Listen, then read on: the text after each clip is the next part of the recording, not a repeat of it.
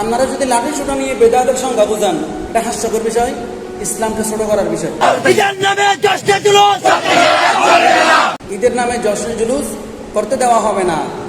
বেদাত ঈদের আস্তানা ফুরিয়ে দাও, জ্বালিয়ে দাও। যারা স্লোগান দিচ্ছে বিশাল লম্বা মিছিল, আপনাদের নির্দিষ্ট জায়গা থেকে রাস্তায় এসে গেছেন, মিছিল করে করে প্রতিবাদ জানিয়েছেন যে ঈদের নামে জশ্নে জুলুস করতে দেওয়া হবে না।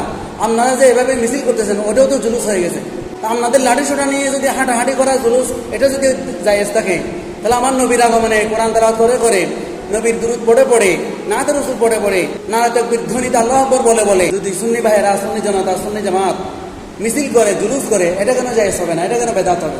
সাধারণ মানুষ যারা যারা কোরআনকে ভালোবাসে, রাসূলকে ভালোবাসে, আমার আল্লাহকে ভালোবাসে, ইসলাম বুঝে, এত ফেরকা মেফেরকা বুঝে না, তারা কিন্তু আপনাদের কিছু করতেছে।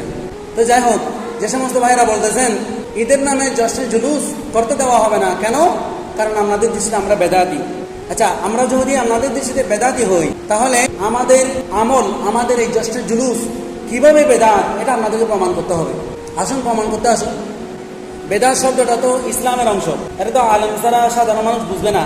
তা আপনারা যদি লাঠি ছোটা নিয়ে বেদাতের সংজ্ঞা বুঝান, এটা হাস্যকর বিষয়, ইসলামকে ছোট করার বিষয়। আপনারা লাঠির পাওয়ার না দেখাইয়ে এলমের জ্ঞানের পাওয়ার দেখান, লাঠির পাওয়ার না দেখাইয়ে কোরআনে পাকের পাওয়ার দেখান, লাঠির পাওয়ার না দেখাইয়ে হাদিসে পাক, রসুলের হাদিসের পাওয়ার দেখান, যদি এলম হেলম থাকে আর কি। আর যদি আপনাদের এলম হেলম না থাকে, কোরআনে পাকের জ্ঞান না থাকে, হাদিসে পাকের জ্ঞান না থাকে, কোরআন হাদিস যদি আপনার বুঝে না আসে এবং বুঝতেও যদি না চান, তাহলে আপনারা লাঠি নিয়ে মিছিল করেন, আপনাদের মিছিল আপনারা করেন, সমস্যা নাই। আপনারা যে নবীর উম্মত, আমরাও সেই নবীর উম্মত। নবীর উম্মত হিসেবে নবীর আগমনে খুশি হবে, এটা স্বাভাবিক বিষয়। এটার জন্য তো দলিল লাগে না, মহাব্বত লাগে।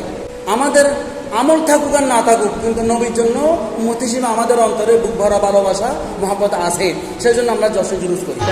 सरकार दी आमद, दिलदार दी आमद, आका दी आमद।